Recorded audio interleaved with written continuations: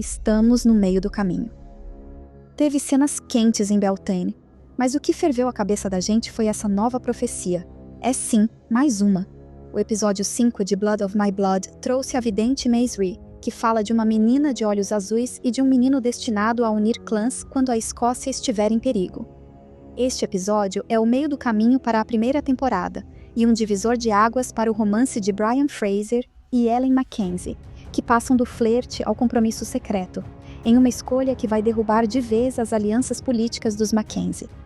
Tudo isso costurado pelo Festival de Beltane, onde o fogo simboliza purificação, fertilidade e também risco de destruição. Henry e Julia seguem sem saber nesse jogo de esconde-esconde. E isso seria cansativo se, ao mesmo tempo, Julia Morriston não se tornasse peça central em uma profecia que antecipa o destino do filho que ela espera.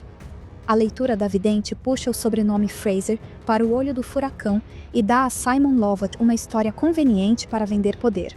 Em seguida, vamos falar mais sobre essa profecia, mas antes, vamos destrinchar direitinho o que esse episódio introduziu na história de Blood of My Blood. O episódio começa levando os personagens até Beltane, um dos festivais mais importantes do calendário celta.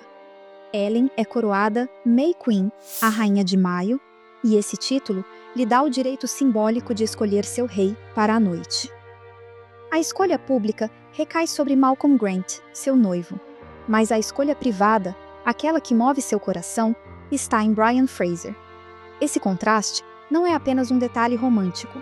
Beltane era de fato celebrado na Escócia do século XVIII como uma noite de ritos de fertilidade, com fogueiras conhecidas como Need Fires, ou fogo sagrado. O fogo era aceso por fricção, sem uso de metal, para simbolizar pureza e renovação. Animais passavam entre as chamas como forma de proteção contra doenças. É por isso que vimos nas cenas de preparativos as armações em arco, que durante o festival foram acesas, e são as mesmas mostradas na abertura da série. Nos festivais de Beltane, também os jovens casais aproveitavam a escuridão para encontros escondidos. O episódio captura esse espírito. Em público, tradição e política. Em segredo, desejo e rebeldia. A coroação de Ellen como Rainha de Maio a coloca no centro da festa, sob todos os olhares, e também expõe a fragilidade da aliança com os Grants. Malcolm sorri confiante, sem notar que divide a cena com dois rivais invisíveis, Brian Fraser, o verdadeiro dono do coração de Ellen, e Murtagh, que transforma sua paixão silenciosa em ressentimento. Para Malcolm, o noivado parece uma certeza, sustentado pelo peso da tradição. Mas havia outro costume capaz de virar esse jogo: o handfasting, um juramento levado muito a sério entre os clãs. Eu já vou falar sobre isso, mas antes, precisamos entender a profecia que nasceu nas sombras do castelo Leathers. A profecia de Maisry. Tudo o que a gente queria ver nesse episódio era Julia encontrando Henry no festival de Beltane, mas não foi dessa vez. Julia é obrigada a ficar no castelo Leathers para participar de uma sessão com a vidente Maisry. A cena se ancora em um ritual tradicional de adivinhação com ovos, prática realmente existente no folclore europeu, usada para prever fertilidade e sorte. O detalhe do ovo com duas gemas não é casual. Representa dois destinos entrelaçados, um após o outro. A fala da vidente é clara. Uma menina de cachos escuros e olhos azuis, cujo tempo ainda virá. É impossível não conectar imediatamente com Claire, a filha de Julia, que está no século XX sob os cuidados do seu tio Lamb. A segunda visão fala de um menino destinado a unir clãs, cuja vida se conecta a uma pedra do destino. Aqui a série lança mão de uma referência histórica poderosa, a Stone of Scone, ou Pedra do Destino. Esse objeto, carregado de simbolismo, representa a legitimidade real. Dizia a lenda que ela veio da Irlanda, mas estudos de 2023 indicam que o arenito é mesmo de Scone, na Escócia. Por séculos, a pedra foi usada nas coroações dos reis escoceses, até que, em 1296, os ingleses roubaram a Pedra do Destino e a levaram para Westminster, onde passou a ser usada também nas coroações britânicas. Muitos devem se lembrar dela na coroação do rei Charles III, em 2023. Então, Quando mais ri fala em pedra do destino, está plantando no público a imagem de poder supremo, o que, é claro, deixa Simon Lovett bastante empolgado. Ele interpreta a visão a seu favor, acreditando que Julia carrega seu filho, um herdeiro capaz de governar a Escócia. Isso explica por que ele reage de forma violenta quando Davina coloca em dúvida a paternidade. O problema é que, para Simon, não importa a verdade. Importa a narrativa que pode aumentar seu prestígio. Essa profecia coloca Julia em posição delicadíssima. Ela não pode revelar a identidade real do pai, nem desmentir o Lard, sem colocar sua própria vida em risco.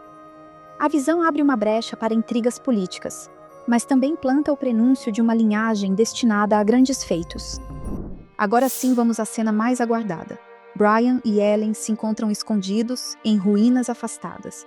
A cena entre eles traz paixão e é difícil não se envolver com a atuação de Jamie Roy e Harriet Slater. Se antes ainda havia algum resquício de incerteza em relação a esse casal, aqui isso cai por terra. Agora, a gente só quer que esses dois fiquem juntos e felizes.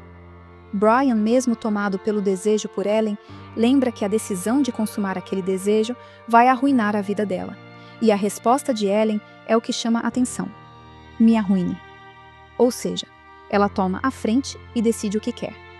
Aqui também vale um parêntese para a gente entender que na Escócia do século XVIII, a virgindade feminina era capital social. Perder a honra antes do casamento podia custar não apenas a reputação, mas a sobrevivência do clã em alianças políticas. Quando Ellen escolhe Brian, está escolhendo não apenas o amor, mas o risco real da ruína. Então Brian, muito cortês e respeitoso que é, arranca um pedaço do tecido do seu kilt, unindo suas mãos com um pedaço de tartan e pronunciando as palavras Blood of my blood, bone of my bone. Esse juramento ecoa diretamente a união de Jamie e Claire, criando uma ponte simbólica entre gerações. O ritual do Handfast também foi um recurso utilizado por Roger e Brianna em Outlander. Embora pareça uma encenação romântica, historicamente, era um contrato de casamento temporário, válido por 1 ano e 1 dia. Em áreas rurais, era prática comum para casais que ainda não tinham condições de formalizar o matrimônio na igreja. Ao se entregar a Brian, Ellen cria para si uma justificativa. Se questionada, poderá alegar que está legalmente unida a ele, mas para os olhos dos Grants será apenas traição. Outro ponto muito interessante nessa cena é que ficamos conhecendo uma faceta mais profunda de Brian. Ele conta a Ellen que peregrinou até Santiago de Compostela, na Espanha, em busca de paz e propósito.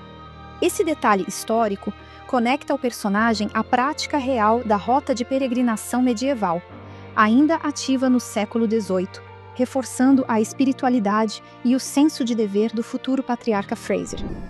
Jocasta e Murtagh. Do outro lado da festa, Murtagh vê o beijo de Ellen e Brian, e essa imagem deixa ele devastado.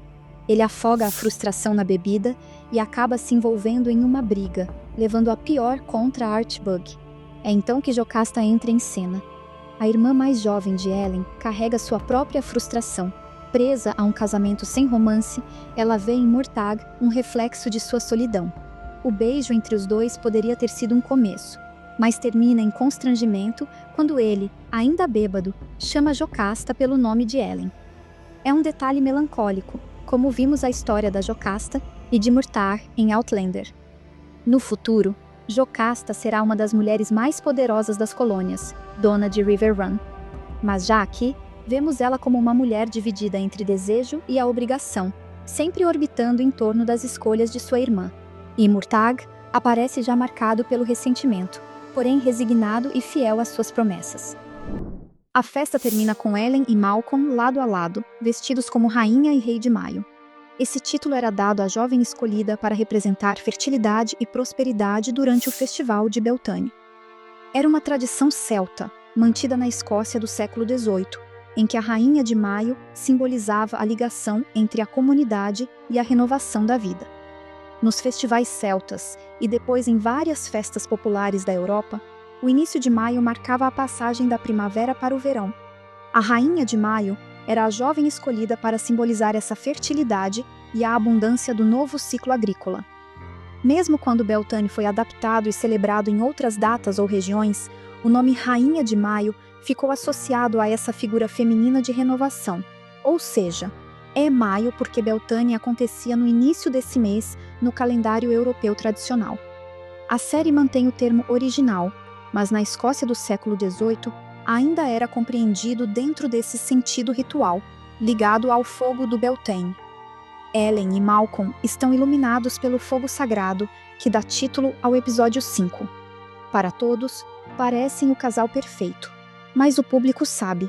Ela já se comprometeu a Brian, em corpo e espírito. Essa duplicidade é explosiva. Para os Mackenzie, a honra de Ellen é a moeda de uma aliança com os Grants. Para os Grants, qualquer rumor de traição será motivo para a guerra. Para Brian, é o início de um caminho sem volta. Ele agora não é apenas um jovem apaixonado, mas um homem que desafiou clãs inteiros por amor. E no fim, o que parecia apenas uma noite de festa acendeu a centelha de um futuro de guerra. Esse episódio 5 marca o meio do caminho para a primeira temporada de Blood of My Blood. Para muitos, foi o mais sexy, ou o mais romântico até aqui. A história de Ellen e Brian está caminhando a passos largos, enquanto a de Henry e Julia parecem ainda estacionadas. E uma pergunta que não me sai da cabeça é: se a profecia de Maisry diz que o filho de Julia será um rei, quem será ele? Deixem suas teorias nos comentários e vamos continuar essa conversa. Comente também sobre o que você achou deste 5º episódio. Para você que chegou até aqui, vou deixar uma seleção de vídeos interessantes sobre essa série. Confere os links da descrição. E fica o convite. Aqui no canal, toda semana tem análise de Blood of My Blood. Então já se inscreve e se prepare, porque no próximo vídeo vamos mergulhar no 6º episódio, trazendo todas as conexões da série com a história. Não perde!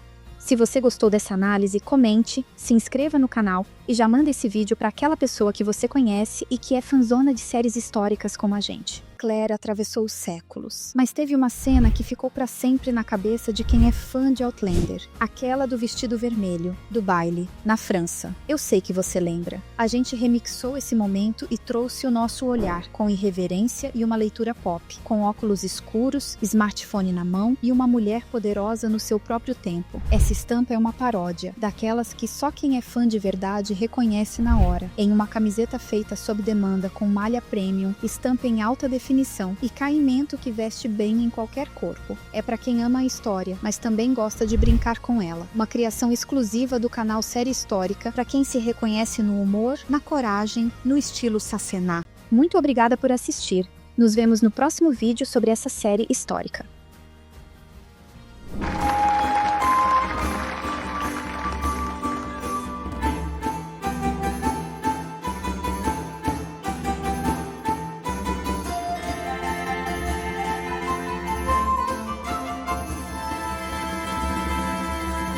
Anjiva!